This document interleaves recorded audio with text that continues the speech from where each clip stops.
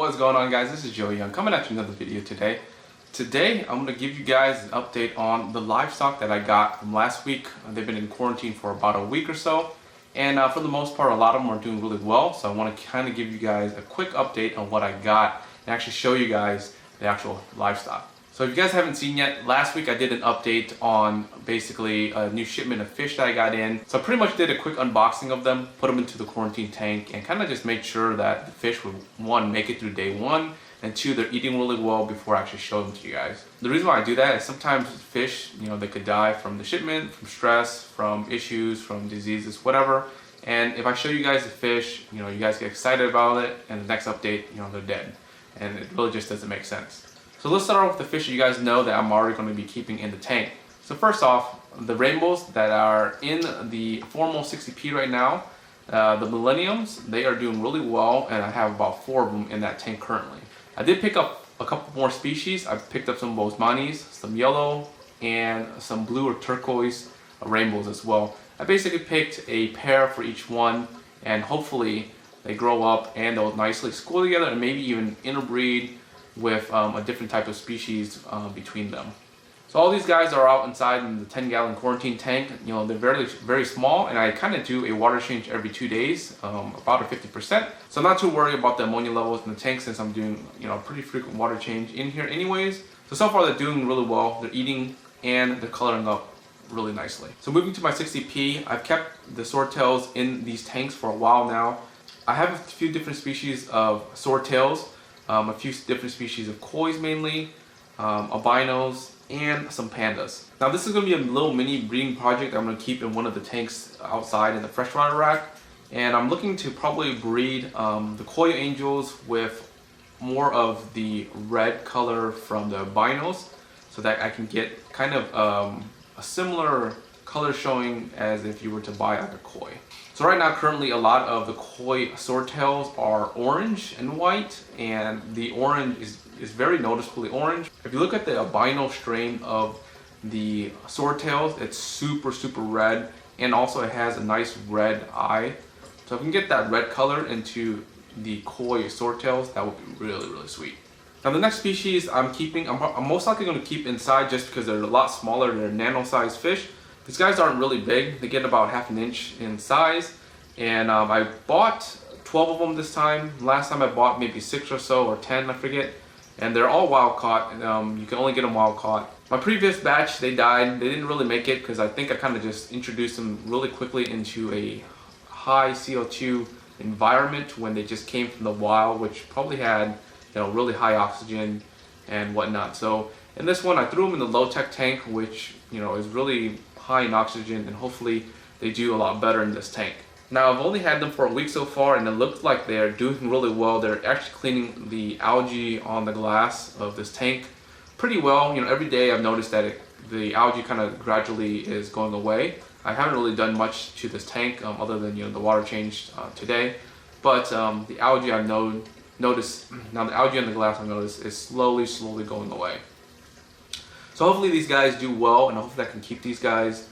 Again, they're wild caught, and with wild caught fish, it's hit or miss for the most part, and sometimes they might die even like a month or 2 months in from just random diseases or just something random. Now moving on to the saltwater fish that I received from last week's shipment, I got some yellow pyramid butterflyfish. So I've seen these at the store, and I thought they looked so cool with the white and yellow coloring to them, and they have a black patch as they get older, but the color of them looks so nice. So when I built the reef rack, I knew I wanted to dedicate one of the tanks for these fish specifically. So I went ahead and bought 4 or 5 of them, and I knew that number was probably a max number for one of those tanks. And sadly, one of them literally died in 2 hours, and that's what I kind of mentioned in the last video.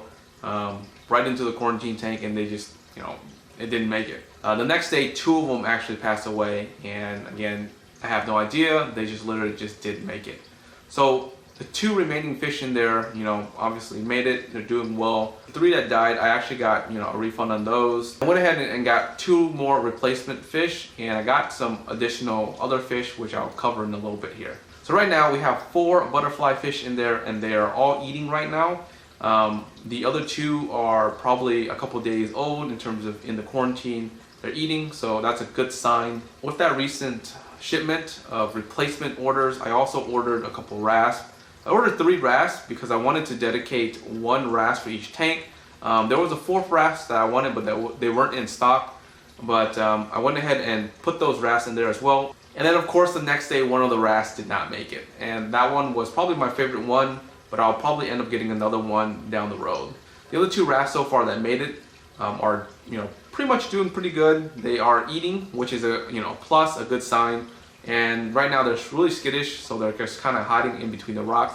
And once they color up and once I actually am able to put them into the tank, I'll kind of give you guys a closer up of the fish. And then finally, the last batch of fish that I got this week, and it was not supposed to come in this week actually. So the company that I ordered it from, they completely screwed up my order and the shipment date. So let me kind of back up a little bit to give you guys a background story on this. So as you know, the reef system has been cycling for about 3 weeks now.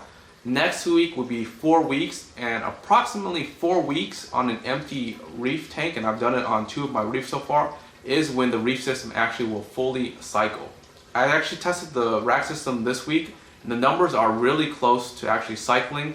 In a couple more days, plus a decent water change, the reef system will probably be ready for some livestock. And that's why I kind of aimed for this shipment of fish to be next week on Thursday. So they screwed up the order by shipping it out on Wednesday and arriving on Thursday of this week instead of next week. Now granted, anyone can make this mistake, but specifically on the order it said, please ship out on this date. Even a confirmation email was sent from them saying that yes, we'll ship it out on this date. But again, people make mistakes, and we have to kind of deal with it. So for me, the only choice I had was to kind of throw those guys into the same quarantine tank. And right now the quarantine tank is already overstocked with fish. By adding more fish into it, obviously you're going to raise the ammonia levels, and if I don't have enough filtration or beneficial bacteria to keep up with the bioload, ammonia and nitrates can spike in the tank, and obviously it can kill the fish. But what I'm going to do to combat this is I'm going to probably do water change every 2 days or so to make sure the ammonia levels are really low, and I actually added in a couple more filtration to hopefully combating the actual bioload in the tank. So you guys are probably wondering what I got, and this is super exciting because I got 7 different species of clownfish. As you guys know, I only have 1 reef tank right now, and I have 3 different species of clownfish in there, and I really love the different types of species of designer clownfish, and there was a few of them that I had to get because I had this rack system. Now initially when I thought about this rack system, I was like, what can I do to keep all these different fish that I like? And again, I picked one of the tanks, and I'm going to dedicate this to a clownfish only tank. Now, out of the 7 pairs of clownfish I picked, I made sure that all of them were the same size so that they can actually school together. And actually out of that, they can kind of pick one female and decide on their own. So as they color up and as they kind of acclimate to the environment and to the tank, I will give you guys more updates on the clownfish. And again, the clownfish are really new, and I was not expecting them this week. So I'm going to just, show you guys a quick clip of them, and they look amazing so far. Alright guys, so that's a quick update on all the livestock that I've gotten so far. There will be more in the future, but I'm going to slowly wait until the tank actually fully cycles, place all these fish that I got into the system, let them kind of build up the beneficial bacteria on half the load. And once those fish are doing well, then I'm going to go ahead and order the rest of the fish that are going to go into that system. Make sure you guys subscribe if you haven't subscribed yet. And make sure you guys hit the notification button so that you guys can get notification on all these different projects that I'm working on. Obviously you guys see a change in this tank, and I'm going to give you guys an update on this tank probably in the next video, because I'm letting some of the plants grow in here. But you guys can probably guess from this video, from the last video, what changed. But I'll give you guys a detailed video on that on the next update. Alright guys, until next time, peace.